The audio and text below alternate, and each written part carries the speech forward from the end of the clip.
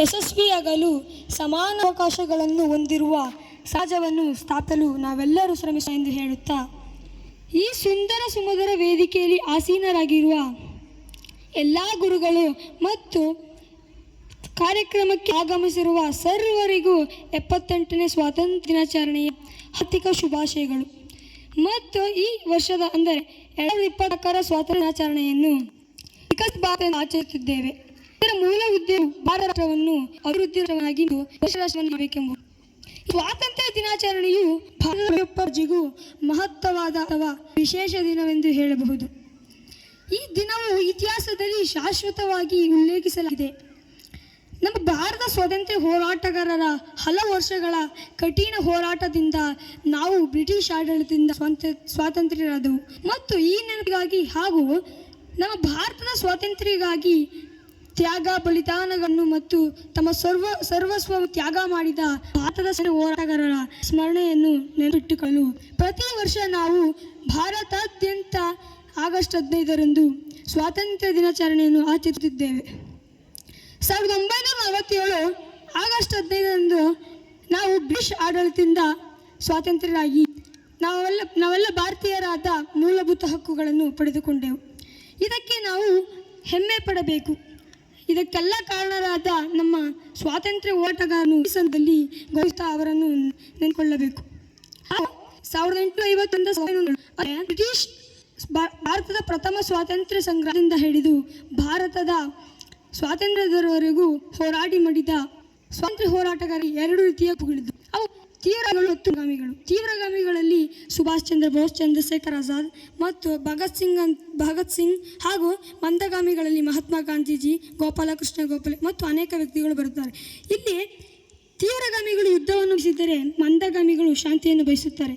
ಇಲ್ಲಿ ಸ್ವಾತಂತ್ರ್ಯಕ್ಕಾಗಿ ಇಬ್ಬರು ದುಡಿದು ಅದರಲ್ಲಿ ದಾರಿ ಮಾರ್ಗಗಳು ಬೇರೆಯಾದರೂ ಅವೆರಡು ಗುಂಪುಗಳು ಸೇರುವ ಸ್ಥಳ ಒಂದೇ ಆಗಿತ್ತು, ಅದೇ ಸ್ವಾತಂತ್ರ್ಯ.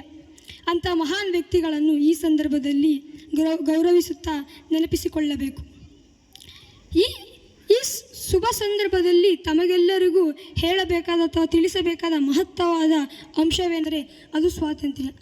ಸ್ವಾತಂತ್ರ್ಯದ ಅರ್ಥ ಮತ್ತು ಪರಿಕಲ್ಪನೆಯನ್ನು ಸದಾ ನಾವು ನೆನಪಿನಲ್ಲಿಟ್ಟುಕೊಂಡಿರಬೇಕು. ಉದಾಹರಣೆಗೆ, ಆಕಾಶದಲ್ಲಿ ಹಾರುತ್ತಿರುವ ಒಂದು ಪಕ್ಷಿಯನ್ನು ತಂದು ಪಂಜರದಲ್ಲಿಟ್ಟಾಗ ಆ ಪಕ್ಷಿಯು ಸ್ವಾತಂತ್ರ್ಯವಾಗಿರದೆ ತನ್ನ ನೋವು ಕಾವುಗಳನ್ನು ಅನುಭವಿಸುತ್ತದೆ. ಮತ್ತೆ ಆ ಪಕ್ಷಿಯನ್ನು ಪಂಜರದಿಂದ ಮರಳಿ ಆಕಾಶಕ್ಕೆ ಬಿಟ್ಟರೆ ಆ ಪಕ್ಷಿಯು ತನ್ನ ಎಲ್ಲ ರೀತಿಯ ನೋವು ಕಾವುಗಳನ್ನು ಮರೆತು ಸ್ವತಂತ್ರವಾಗಿ ಹಾರಾಡಿ ಜೀವಿಸುತ್ತದೆ.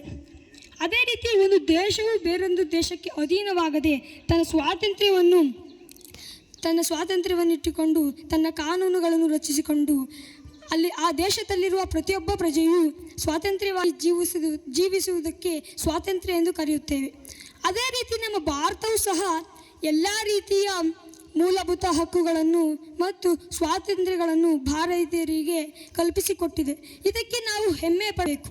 ಹಾಗೂ ಸ್ವಾತಂತ್ರ್ಯವಿದೆ ಎಂದು ಬೇರೊಬ್ಬರ ಸ್ವಾತಂತ್ರ್ಯಕ್ಕೆ ಅಡ್ಡಿಯಾಗದ ಯಾವುದೇ ರೀತಿಯ ಕೆಲಸಗಳನ್ನು ಮಾಡಬಾರದು. ಇದನ್ನು ನಾವು ಸದಾ ನೆನಪಿನಲ್ಲಿಟ್ಟುಕೊಂಡಿರಬೇಕು. ಗುರುಗಳೇ, ಗೆಳೆಯರೇ, ಇಂದು ನಮ್ಮ ಭಾರತ ರಾಷ್ಟ್ರವು ವಿಶ್ವದಲ್ಲೇ ಶೀಘ್ರವಾಗಿ ಬೆಳೆಯುತ್ತಿರುವ ರಾಷ್ಟ್ರಗಳಲ್ಲಿ ಒಂದು. ನಮ್ಮ ಭಾರತ ರಾಷ್ಟ್ರವು ವಿವಿಧ ಜಾತಿ, ವಿವಿಧ ಧರ್ಮ, ವಿವಿಧ ಪಂಗಡ ಮತ್ತು ವಿವಿಧ ಆಚಾರ ವಿಚಾರಗಳನ್ನು ಒಳಗೊಂಡಿರುವ ವೈವಿಧ್ಯವೇ ದೇಶ ಹಾಗೂ ನಂಬಿಕೆಗಳೇ ನಿಂತಿರುವ ದೇಶ. ಆದ್ದರಿಂದ ನಮ್ಮ ದೇಶದ ಬಗ್ಗೆ ಎಂದು ಹೇಳಬಹುದು, ವಿವಿಧತೆಯಲ್ಲಿ ಏಕತೆಯನ್ನು ಹೊಂದಿರುವ ಏಕೈಕ ರಾಷ್ಟ್ರವೆಂದು.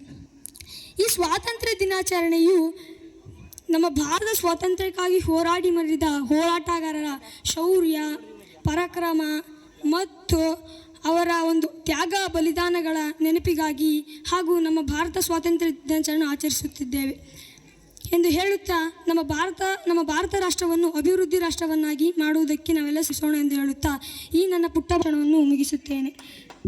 ಜೈ ಹಿಂದ್, ಜೈ ಭಾರತಾಂಬೆ.